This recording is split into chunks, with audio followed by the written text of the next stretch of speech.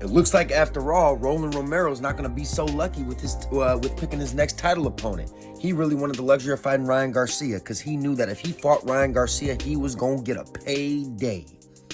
Unfortunately, the WBA has ordered Roland Romero to defend his title against Ohara Davis.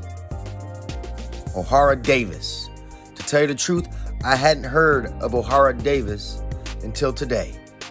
I looked up his highlights because I was very curious to see how this guy was, and I was not impressed. I was not impressed at all.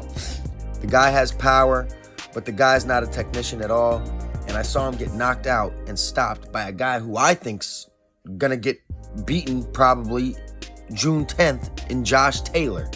So I was not impressed by Ohara Davies. But what I will say about Ohara Davies is he's a very aggressive fighter and he's got some power. And we all know that Roland Romero is not a skilled boxer. And now that he doesn't have the luxury to choose his next opponent, it looks like he's going to have to fight this mandatory fight with Ohara Davies. And I think he's got a legitimate chance to lose to Ohara Davies. I think this is a 50-50 fight. I think that Ohara Davies and Roland Romero is a very even fight. And I think that Roland Romero is going to try to avoid that fight any way possible. But if he does not sign this fight by July, they will strip him of the WBA championship. So he needs to make a decision very quick, him and his team. And in other boxing news, Devin Haney has responded back to Calvin Ford. He has let Calvin Ford know. Let Al knows where to find me. Y'all know who he's talking about when he says Al. He's talking about Al Heyman.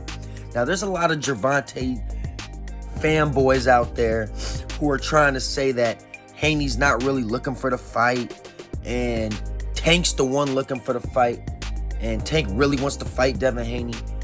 I just don't understand how Gervonta Davis fans can say this when Gervonta never comes out and speaks on the fight himself. He has his team coming out and speaking for him. I've never seen somebody or people who say that your team speaking for you is you wanting to fight more than the actual fighter coming out and speaking himself. That's the most ridiculous thing I've ever heard in my life. But you know, Tank fans live under a rock.